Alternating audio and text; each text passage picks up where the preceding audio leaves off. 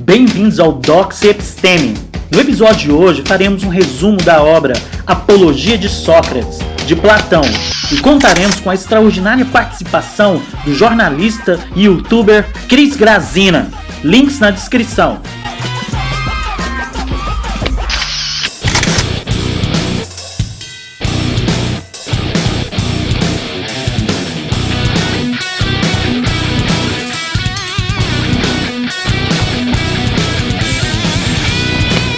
Olá pessoal, tudo bem com vocês? Eu sou o Cris Grazina. Eu tô aqui fazendo uma participação especial no canal Docs Episteme do meu grande amigo Marcos Roberto. É uma oportunidade muito honrosa para mim poder participar desse canal que coloca um conteúdo tão rico na YouTubesfera, um conteúdo de qualidade e riqueza tão singular aí que foge do marasmo do senso comum hoje colocado infelizmente nas redes, na internet. Muito obrigado, viu, Marcos, pela possibilidade de construir este conteúdo conjuntamente com você. Espero que vocês gostem do vídeo. Bora lá!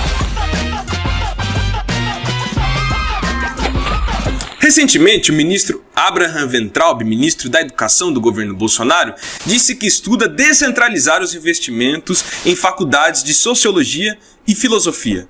Mas afinal, por que os poderosos temem tanto a filosofia? A resposta é muito simples, porque ela é perigosa. Nietzsche já dizia, a filosofia é como dinamite. Tudo que está à sua volta corre o risco de ir pelos ares. A filosofia pode ser perigosa quando desestabiliza o status quo ao se confrontar com o poder. É o que afirma o historiador da filosofia François Châtelet. Desde que há Estado, da cidade grega às burocracias contemporâneas, a ideia de verdade sempre se voltou finalmente para o lado dos poderes. Por conseguinte, a contribuição específica da filosofia que se coloca a serviço da liberdade, de todas as liberdades, é a de minar, pelas análises que ela opera e pelas ações que desencadeia, as instituições repressivas e simplificadoras.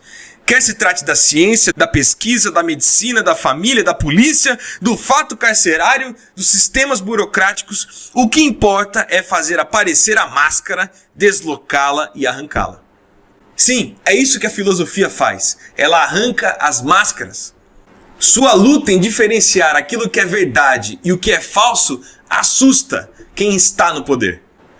O dia 10 de maio de 1933 marcou o auge da perseguição do regime nazista a intelectuais, especialmente filósofos e escritores.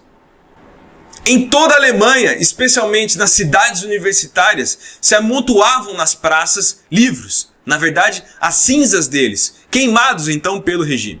Hitler e seus comparsas pretendiam fazer uma limpeza da filosofia e da literatura.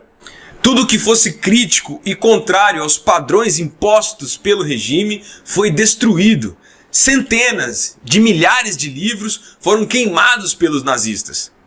Já aqui no Brasil, a filosofia e a sociologia foram banidos do currículo brasileiro em 1971, pela reforma educacional promovida pelo regime militar. Antes disso, filósofos e sociólogos já estavam entre os principais perseguidos pelo golpe de 1964.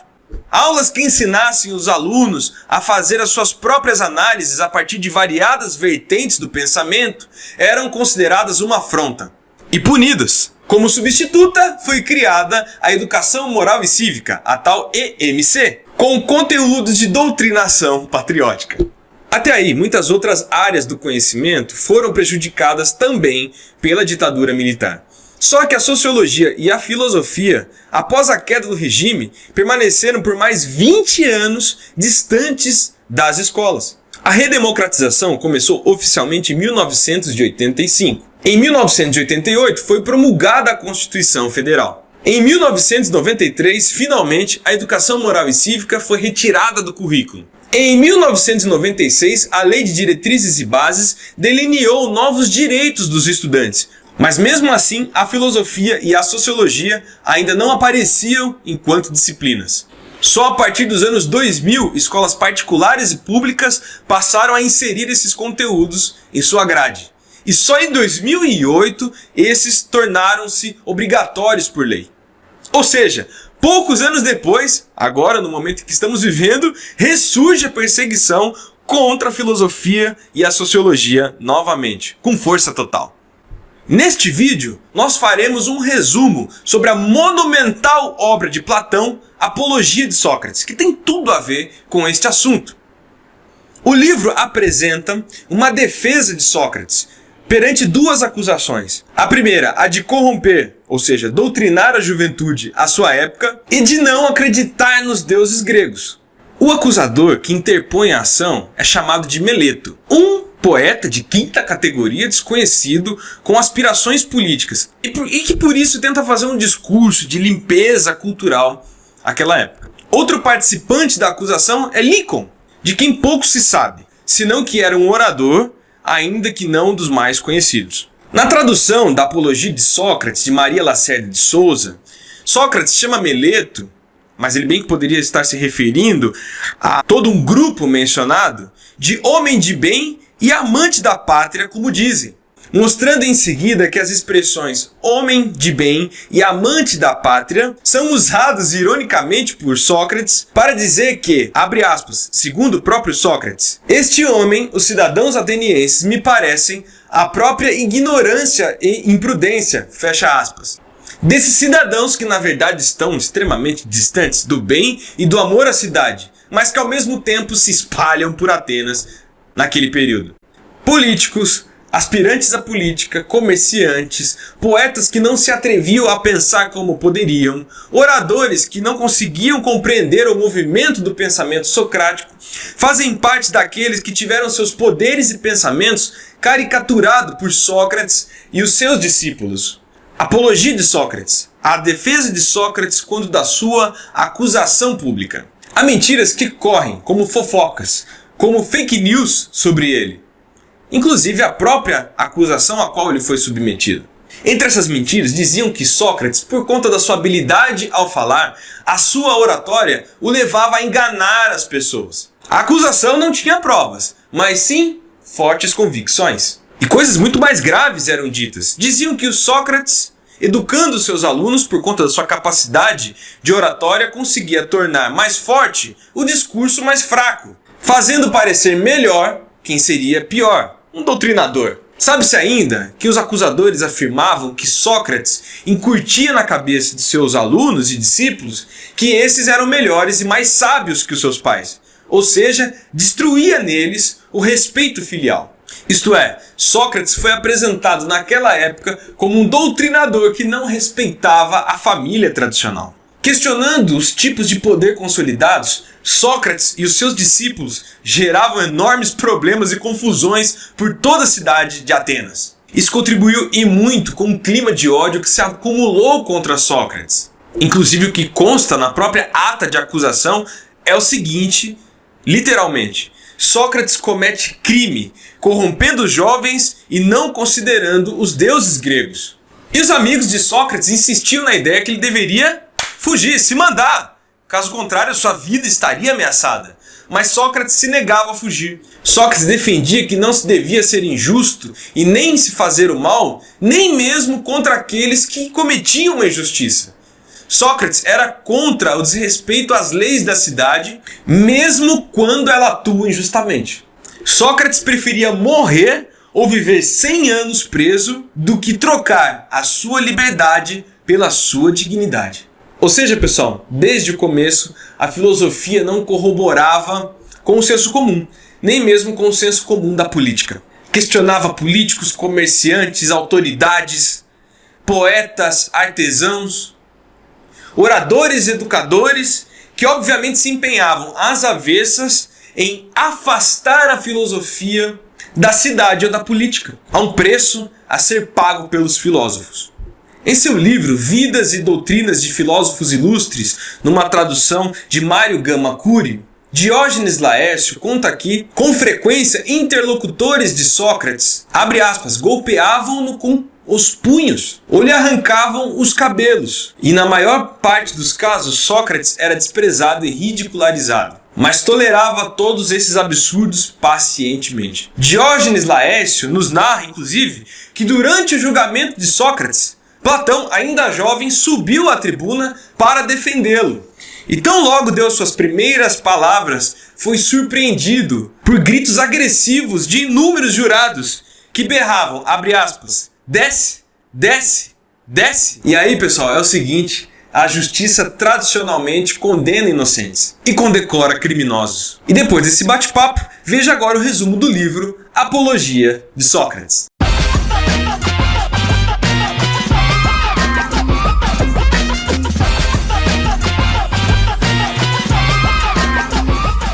Uma vida sem esse exame de mim mesmo e dos outros não vale a pena ser vivida. Entre os numerosos diálogos de Platão, cerca de 427 a 347 a.C., a apologia ocupa um lugar bem particular, para não dizer único, primeiro porque seu conteúdo teórico é mínimo, depois porque ela se apresenta não como um diálogo propriamente dito, mas como uma espécie de autobiografia intelectual de Sócrates. Portanto, longe de reduzir-se a um testemunho histórico, Platão, na apologia, coloca em cena a figura de Sócrates e, através dele, uma certa ideia da filosofia. Pode-se então ler a apologia em dois sentidos. Platão retoma explicitamente o discurso de defesa que Sócrates, em 399 AC, pronunciou diante dos seus juízes, por ocasião do processo pelo qual foi condenado à morte. E implicitamente ele faz nele o elogio de Sócrates e, através dele, apresenta qual é a natureza da filosofia, a busca pela verdade e da probidade.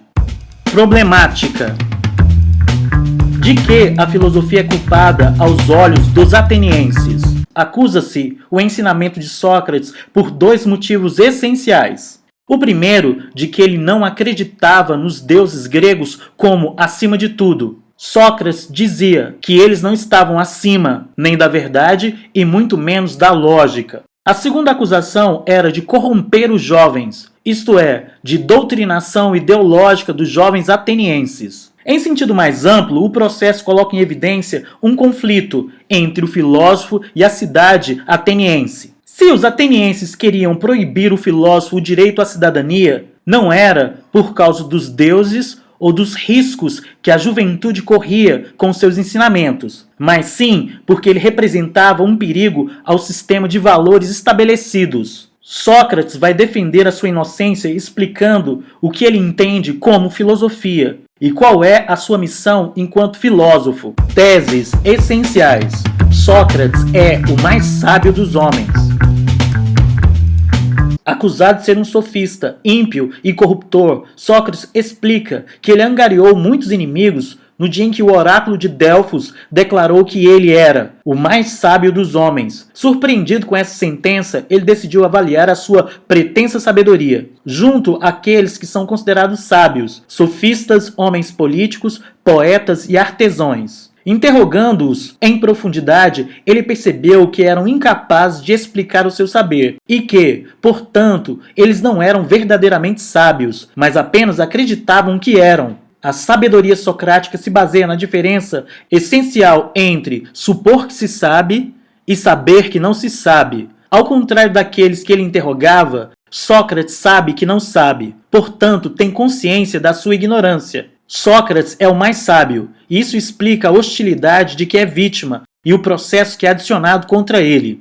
Filosofar é aprender a tornar-se virtuoso. A interrogação do filósofo não tem então nada a ver com o fato de acumular conhecimento técnico, porque, não sabendo avaliar o que se sabe, nossos conhecimentos não têm sentido nem valor. Deve-se ter em vista a equação socrática: saber igual a valor igual a virtude. E, por extensão, fazer existir esses valores é aprender a tornar-se virtuoso. A ideia profunda e nova introduzida por Sócrates consiste em admitir que os valores têm um ser, que não está nem nas assembleias, nem nos belos discursos, mas no cuidado de si mesmo. E é nessa condição que eles se tornam valores morais. Ter medo da morte é acreditar que se sabe o que não se sabe. Sócrates sabe que corre o risco de morte, mas será que por isso ele deveria temê-la? Temendo a morte, os seres humanos confundem a certeza de ser mortal com o saber do que é a morte. Eles acreditam que sabem o que na realidade não sabem.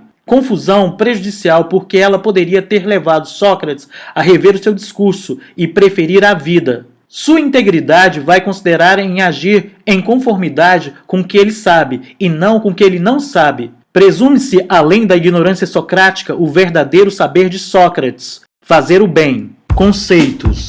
Sabedoria.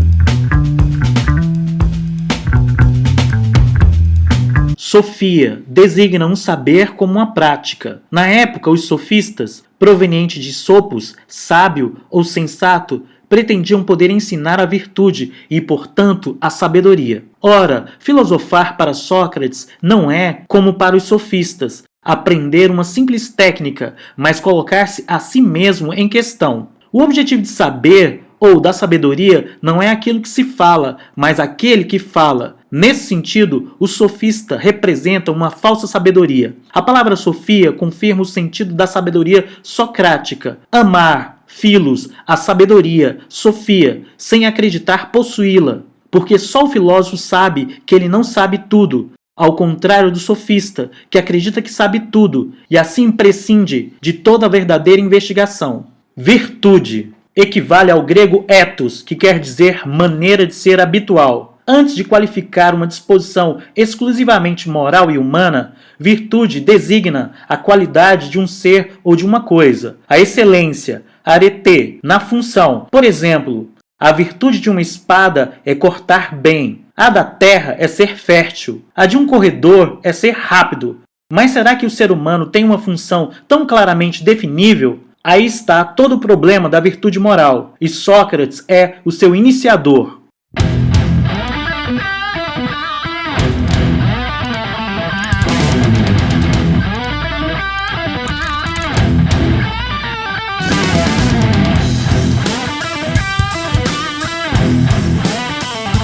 Quero agradecer aqui a grande participação do extraordinário Cris Grazina, que trouxe muito valor e qualidade ao nosso vídeo. Agradeço a você que assistiu o vídeo até aqui. Caso você tenha gostado, dê um like, assine o canal e compartilhe com os amigos. E não se esqueça de visitar o canal extraordinário do nosso querido amigo Cris Grazina. Forte abraço e vitória sempre!